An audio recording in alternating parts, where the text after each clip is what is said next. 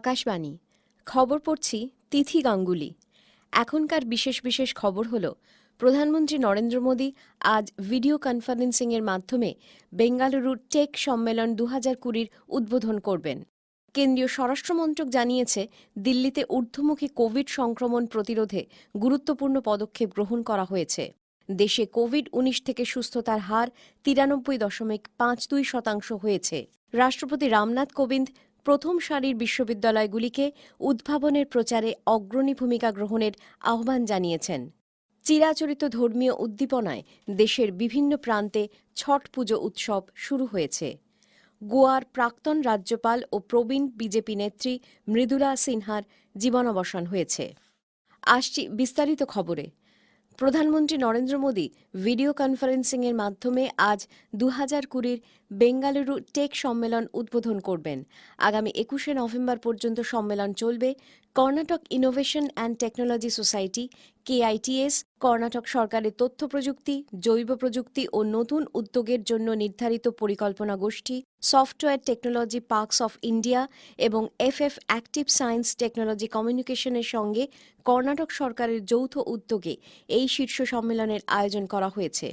কর্ণাটকের উপমুখ্যমন্ত্রী doctor CN অশ্বত্থনারায়ণ বলেছেন, প্রাক্তন প্রধানমন্ত্রী অটল বিহারী বাজপেয়ী 22 বছর আগে এই সম্মেলনের সূচনা করেছিলেন। শ্রী অশ্বত্থনারায়ণ বলেছেন, 25টি তথ্য প্রযুক্তিতে শক্তিশালী দেশ এতে অংশ নিচ্ছে। 200টি ভারতীয় সংস্থা ভার্চুয়াল প্রদর্শনীতে যোগ দিচ্ছে। অস্ট্রেলিয়ার প্রধানমন্ত্রী স্কট মরিসন, সুইস কনফেডারেশনের ভাইস প্রেসিডেন্ট গাই পারমেলিন সহ আন্তর্জাতিক স্তরের খ্যাতিসম্পন্ন ব্যক্তিত্বরা এই সম্মেলনে যোগ দিচ্ছেন। এবছরের সম্মেলনের মূল ভাবনা নেক্সট ইজ নিউ, পরবর্তী নতুন। কোভিড পরবর্তী সময়ে চ্যালেঞ্জগুলির ফলে তথ্য প্রযুক্তি ও বৈদ্যুতিন ক্ষেত্রে যেসব প্রভাব পড়েছে, সম্মেলনে সেই বিষয়গুলির ওপর আলোচনা হবে।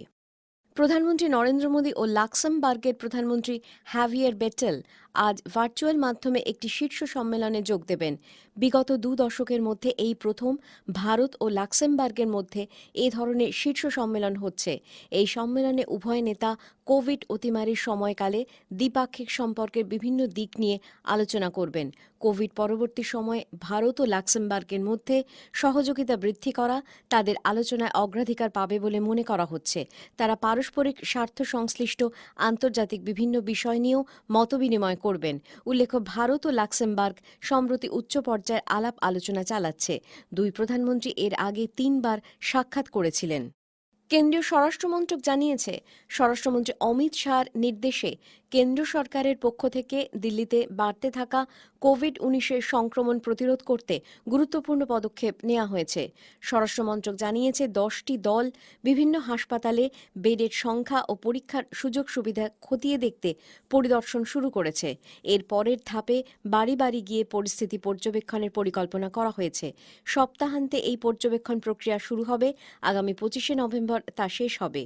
মন্ত্রকের পক্ষ থেকে আরও বলা হয়েছে, ICMR ও দিল্লি সরকার একযোগে RT-PCR নমুনা পরীক্ষা বাড়ানোর সংকল্প নিয়েছে।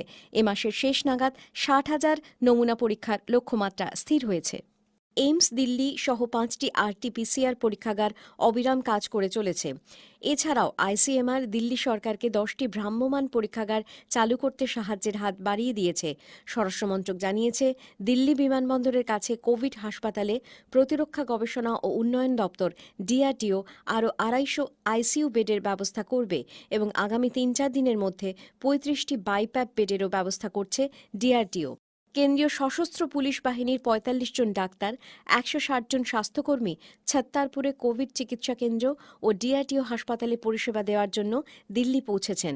ভারতীয় রেল শকুরবস্তি রেল স্টেশনে 800টি বেডের ট্রেন প্রস্তুত রেখেছে। উল্লেখ্য, গত 15 নভেম্বর স্বরাষ্ট্রমন্ত্রী অমিত শাহ দিল্লিতে কোভিড পরিস্থিতি নিয়ে উচ্চ পর্যায়ের বৈঠকে এ সংক্রান্ত নির্দেশ দেন। সারা দেশে করোনা সংক্রমণ থেকে সুস্থতার হার 93.52% 5.2% হয়েছে। গত 24 ঘণ্টায় 44,000-এরও বেশি কোভিড আক্রান্ত মানুষ সুস্থ হয়েছেন। কেন্দ্রীয় স্বাস্থ্য মন্ত্রক সূত্রে জানানো হয়েছে, মোট সংক্রমণমুক্ত মানুষের সংখ্যা 83,35,000 দাঁড়িয়েছে। দেশে বর্তমানে চিকিৎসাধীন রয়েছেন প্রায় 4,46,000 মানুষ। অন্যদিকে 24 ঘণ্টায় নতুন করে 38,617 জন সংক্রমিত হয়েছেন। মোট আক্রান্তের সংখ্যা 89 লক্ষ ছাড়িয়েছে। একদিনে 474 জনের মৃত্যু হওয়ায় মৃতের সংখ্যা বেড়ে হয়েছে 1,30,993। মৃত্যুহার 1.47। কেন্দ্রীয় জলশক্তি মন্ত্রকের আওতাধীন পানীয় জল ও পয়ঃনিষ্কাশন দপ্তর স্বচ্ছ ভারত মিশন গ্রামীণের আওতায় আজ বিশ্ব শৌচালয় দিবস বা ওয়ার্ল্ড টয়লেট ডে উদযাপন করছে। এই অনুষ্ঠানে সুরক্ষিত পয়ঃনিষ্কাশন ব্যবস্থার বিষয়ে প্রচার চালানোর জন্য যে সমস্ত জেলা রাজ্য গুরুত্বপূর্ণ অবদান রেখেছে তাদেরকে পুরস্কৃত করা হবে। কেন্দ্রীয় জলশক্তি মন্ত্রী গজেন্দ্র সিং শেখাওয়াত, প্রতিমন্ত্রী রতনলাল কাটারিয়া ভার্চুয়াল পদ্ধতিতে এই পুরস্কার প্রদান করবেন। উল্লেখ্য, এবছর থেকে স্বচ্ছ ভারত মিশন গ্রামীণের দ্বিতীয় পর্যায়ের কাজ শুরু হয়েছে।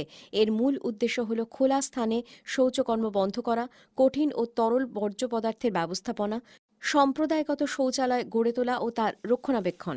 এ খবর শুনছেন আকাশবাণী থেকে।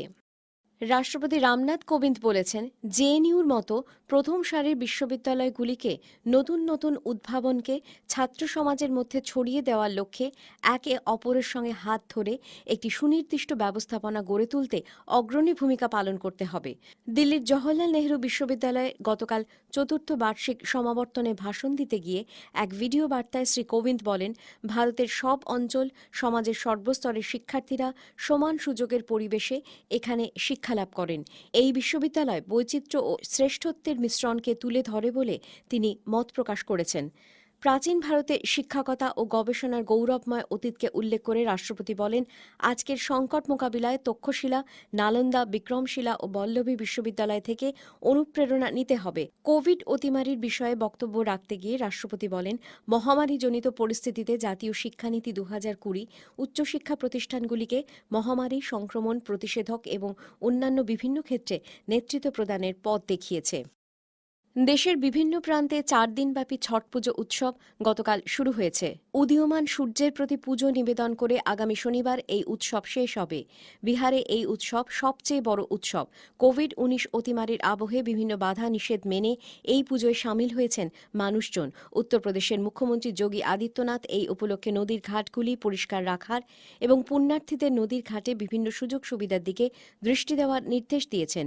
মহারাষ্ট্রে এই পুজো উপলক্ষে করোনা সংক্রমণ যাতে না ছড়ায় তার জন্য নদীর ঘাট ও সমুদ্র তটে এবছর পুজোর অনুমতি দেওয়া হয়নি। এ প্রসঙ্গে বৃহন্মুম্বাই পুরসভা ঘাটগুলিতে যাতে ভিড় না হয় তার জন্য পুলিশকে কড়া নজরদারির নির্দেশ দিয়েছে। দিল্লি সরকার ছট পুজো উপলক্ষে আগামীকাল ছুটি ঘোষণা করেছে। মধ্যপ্রদেশে সুরক্ষিত পর্যটন ও অ্যাডভেঞ্চার স্পোর্টসের উন্নয়ন ও প্রচারের উদ্দেশ্যে আজ একটি অনন্য মোটরসাইকেল যাত্রার সূচনা করা হচ্ছে। দেশের বিভিন্ন প্রান্তের 15 জন মহিলা মোটরসাইকেল আরোহীদের একটি দল রাজ্যের জনপ্রিয় পর্যটন স্থলগুলিতে যাবে। এই যাত্রার নামকরণ করা হয়েছে টাইগ্রেস অন দ্য ট্রেল।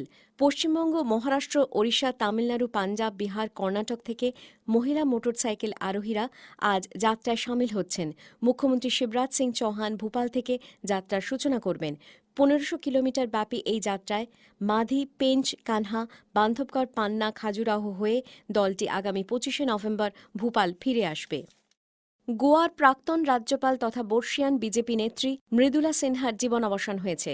বয়স হয়েছিল 77। গতকাল দিল্লির এক হাসপাতালে তিনি শেষ নিঃশ্বাস ত্যাগ করেন। প্রখ্যাত হিন্দি সাহিত্যিক মৃদুলা সিনহা গোয়ার রাজ্যপালের দায়িত্ব ছাড়াও বিজেপির মহিলা মোর্চার প্রধান হিসেবে কাজ করেন। তিনি মানব সম্পদ উন্নয়ন মন্ত্রকের অধীন সেন্ট্রাল সোশ্যাল ওয়েলফেয়ার বোর্ডেরও প্রধান হিসেবে দায়িত্বভার পালন করেন। রাষ্ট্রপতি রামনাথ কোবিন্দ, প্রধানমন্ত্রী নরেন্দ্র মোদী ও স্বরাষ্ট্রমন্ত্রী অমিত শাহ তাঁর মৃত্যুতে গভীর শোক প্রকাশ করে তার পরিবারবর্গের প্রতি সমবেদনা জানিয়েছেন। শেষ করার আগে খবরের বিশেষ অংশ আরেকবার। প্রধানমন্ত্রী নরেন্দ্র মোদী আজ ভিডিও কনফারেন্সিংয়ের মাধ্যমে বেঙ্গালুরু টেক সম্মেলন 2020 উদ্বোধন করবেন। কেন্দ্রীয় স্বরাষ্ট্রমন্ত্রক জানিয়েছে, দিল্লিতে ঊর্ধ্বমুখী কোভিড সংক্রমণ প্রতিরোধে গুরুত্বপূর্ণ পদক্ষেপ গ্রহণ করা হয়েছে। দেশে কোভিড-19 থেকে সুস্থতার হার 93.52% হয়েছে। চিরাচরিত ধর্মীয় উদ্দীপনায় দেশের বিভিন্ন প্রান্তে ছট পুজো উৎসব শুরু হয়েছে। করোনা সংক্রমণ এড়াতে মাস্ক পরুন ও ঠিকভাবে পরুন, 2 গজ দূরে থাকুন, নিরাপদ দূরত্ব বজায় রাখুন, হাত ও মুখ পরিষ্কার পরিচ্ছন্ন রাখুন। খবর শেষ হলো।